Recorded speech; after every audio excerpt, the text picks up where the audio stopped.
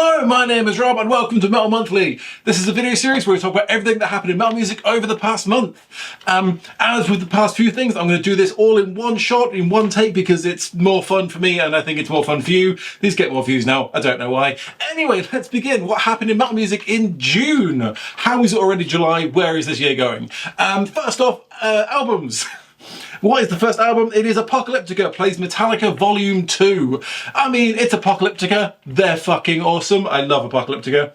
This album is great. It's heavy, but it still sounds classical and sophisticated.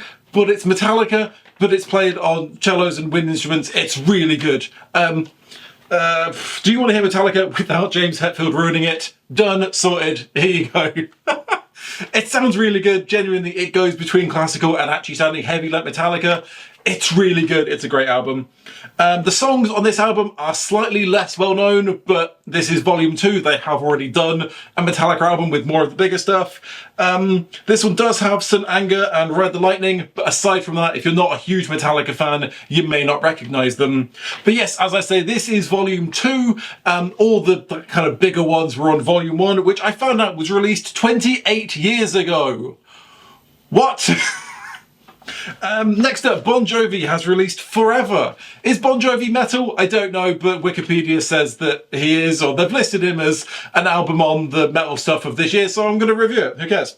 This is the Bon Jovi's 16th studio album, so how's he doing considering he's been around since the 1940s? It's pretty good, actually. I mean, it's not very heavy like they were back in the day. It's not glam. It's kind of chilled out rock. It's a little bit country, but I quite enjoyed it. It's easy listening rock, if that kind of thing.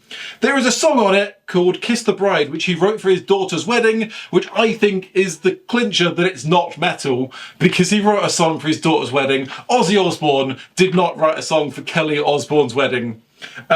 Which, by the way, that led me down a weird rabbit hole to find out that basically Ozzy Osbourne never wrote any songs, music or lyrics, and also that Kelly Osbourne is dating Sid Wilson from Slipknot. What? Is it just me? Like, I didn't know that and it kind of blew me away. Did you know that? Anyway, Forever, the album. I've got distracted. Yeah, the music is pretty good. It's got more of a country sound, which I think they used to do back in the day. Now it's kind of come back. Bon Jovi still has a great voice, although he's not stretching his range here. It's quite chilled, laid back. It's quite light vocals, but he sounds pretty good. There's a really great riff on Living Proof, one of the songs, that is really good. It's that kind of thing that goes wow, wow, wow, wow, wow. You know the kind of sound I mean? That's literally how I've written it. That's the best I could describe it. It's really good. That song is really good. Also, I recently learned about the concept of butt rock. Basically, radio rock, stuff that you wouldn't really listen to on your own, but you would listen to on the radio. Is Bon Jovi butt rock? I don't know. Let me know. And finally, the last album we're going to discuss is 96 Bitter Beings with Return to Hellview.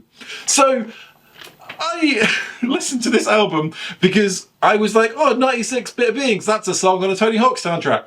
No, that is 96 Quite Bitter Beings, a song by CKY. 96 Bitter Beings is a band where the lead singer of CKY started after he left CKY.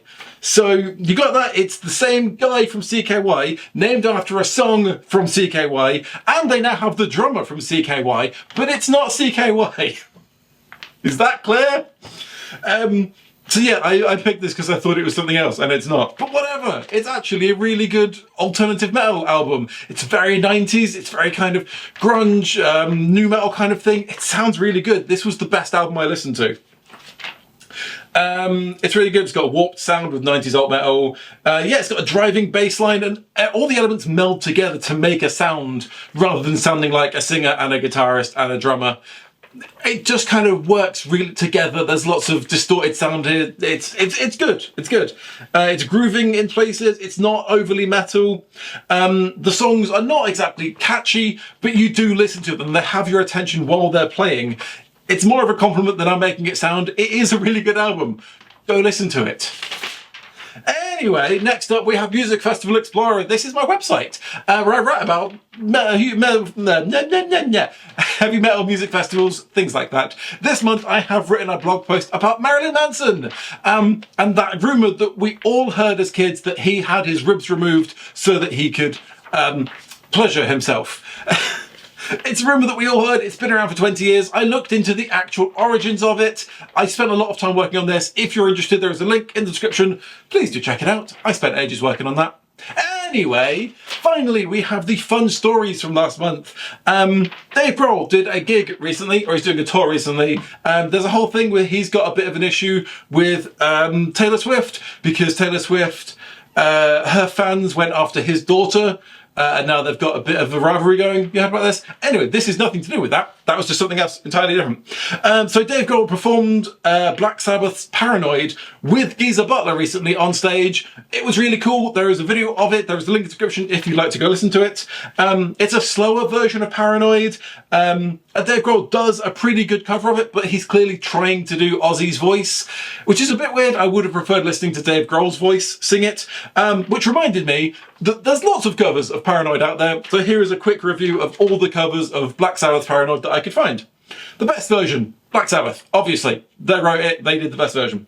The next best version is the Dickies. So they are a punk band and they did a very fast cover of Paranoid and it sounds incredible. And I highly recommend people go check it out because it is the best version. Next up is Metallica. Metallica did a cover with Ozzy on stage. Basically it's Ozzy singing, but it's with Metallica doing the guitar stuff. It definitely is more of a thrash Metallica backing with Ozzy. It's pretty cool. Then there is Robin Adele Anderson, who does a lounge cover version. It's fun for the novelty, but it isn't really worth listening to more than once. But there's a link in the description. And finally we have Lilac, which is a metal group consisting of 5 siblings who play heavy metal, and they also do a pretty straight cover, except that the lead singer is a woman, but then even she is doing kind of a gruff Ozzy impersonation. It's pretty good. Links to all of these versions down below. The Dickies is the best version, although now I'm wondering if that actually was a cover of Paranoid or something else. I think it was. Go check it out, there's a link in the description. You can tell me if I'm wrong. Anyways, that's everything. That was Metal Monthly for June. Hopefully you've enjoyed this video. If you have, please do click like and subscribe. It really helps me out. Otherwise, thanks so much for watching. My name is Rob, and I will see you next month.